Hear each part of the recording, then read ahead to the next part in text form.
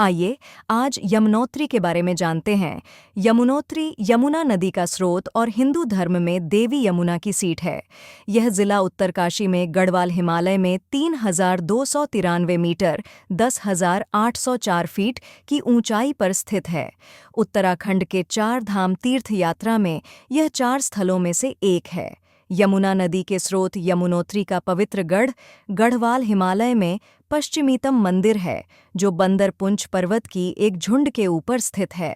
यमुनोत्री में मुख्य आकर्षण देवी यमुना के लिए समर्पित मंदिर और जानकी चट्टी 7 किलोमीटर दूर में पवित्र तापीय झरना है। कहा गया है, जो व्यक्ति यमुनोत्तरी धाम आकर यमुना जी के पवित्र जल में स्नान करते हैं तथा यमुनोत्तरी के सान्निध्य खरसाली में शनिदेव का दर्शन करते हैं, उनके सभी कष्ट दूर हो जाते हैं। यमुनोत्तरी में सूर्यकुंड, दिव्यशिला और विष्णु कुंड के स्पर्श और दर्शन मात्र से लोग समस्त पापों से मुक्त होकर परम पद को प्राप्त हो जाते हैं। एक पौराणिक गाथा के अनुसार यह असित मुनि का निवास था। वर्तमान मंदिर जयपुर की महारानी गुलेरिया ने 19वीं सदी में बनवाया था। भूकंप से एक बार इसका विध्वंस हो चुका है, जिसका पुनर्निर्माण कराया गया। यमुनोत्तरी तीर्थ उत्तरकाशी जिले की राजगढ़ी बड़कोट तहसील में ऋषिकेश से 251 किलोमीटर उत्तर पश्चिम में तथा उत्तरकाशी से 131 किलोमीटर पश्चिम उत्तर में 3,185 मीटर की ऊंचाई पर स्थित है। यह तीर्थ यमुनोत्तरी हिमनद से 5 मील नीचे 2 वेगवती जलधाराओं के मध्य एक कठोर शैल पर है। यहाँ पर प्रकृति का अद्भुत आश्चर्य तप्त जलधाराओं का चट्टान से भभकते हुए ओम सदृश ध्वनि के साथ निस्तरण है।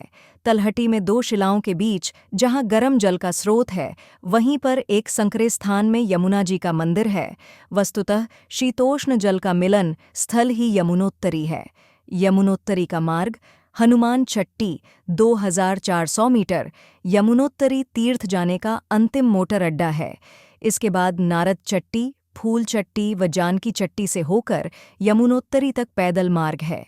इन चट्टियों में महत्वपूर्ण जानकी चट्टी है, क्योंकि अधिकतर यात्री रात्रि विश्राम का अच्छा प्रबंध होने से रात्रि विश्राम यहीं करते हैं।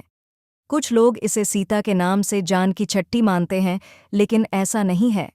1946 में एक धार्मिक महिला जानकी में एक देवी ने बीफ गांव में यमुना के दाएं तट पर विशाल धर्मशाला बनवाई थी और फिर उनकी याद में बीफ गांव जानकी चट्टी के नाम से प्रसिद्ध हो गया।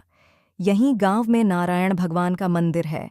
पहले हनुमान चट्टी से यमुनोत्तरी तक का मार्ग पगडंडी के रूप में बहुत डरावना था, जिसके सुधार के लिए खरसाली से यमुनोत्तरी तक की 4 मील लंबी सड़क बनाने के लिए दिल्ली के सेठ चांदमल ने महाराजा नरेंद्र शाह के समय 50,000 रुपये दिए। पैदल यात्रा पथ के समय गंगोत्री से हर्षिल होते हुए एक छाया पथ भी यमुनोत्तरी आता था। यमुनोत्तरी से कुछ पहले भैंरो घाटी की स्थिति है, जहां भैंरो का मंदिर है।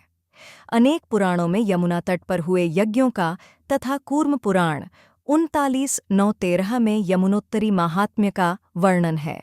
केदारखंड में यमुना के अवतरण का विशेष उल्लेख है। इसे सूर्यपुत्री, यम सहोदरा और गंगा यमुना को वैमात्रिक बहनें कहा गया है। ब्रह्मांड पुराण में यमुनोत्तरी को यमुना प्रभव तीर्थ कहा गया है। ऋग्वेद में यमुना का उल्लेख है।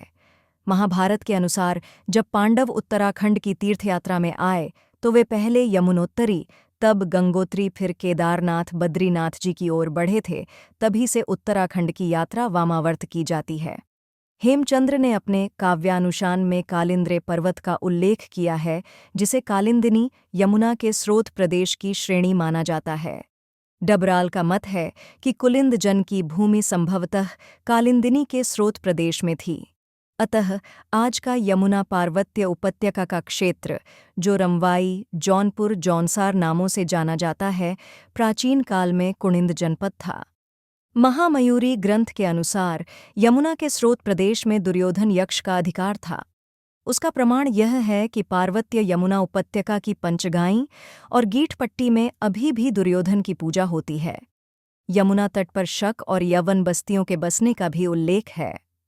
काव्य मीमांसाकार ने 10वीं शताब्दी में लिखा है कि यमुना के उत्तरी अंचलों में जहाँ शक रहते हैं, वहाँ यम तुषार कीर भी है। इस प्रकार यमुनोत्तरी धार्मिक और ऐतिहासिक दोनों दृष्टिकोण से महत्वपूर्ण रही। यमुनोत्तरी मंदिर के कपाट वैशाख माह की शुक्ल अक्षय तृतीया को खोले जाते और कार्तिक माह की यम द्वितीया को बंद कर दिए जाते हैं। यमुनोत्तरी मंदिर का अधिकांश हिस्सा सन 1885 ईस्वी में गढ़वाल के राजा सुदर्शन शाह ने लकड़ी से बनवाया था। वर्तमान स्वरूप के मंदिर निर्माण का श्रेय गढ़वाल नरेश प्रताप शाह को है। धन्यवाद।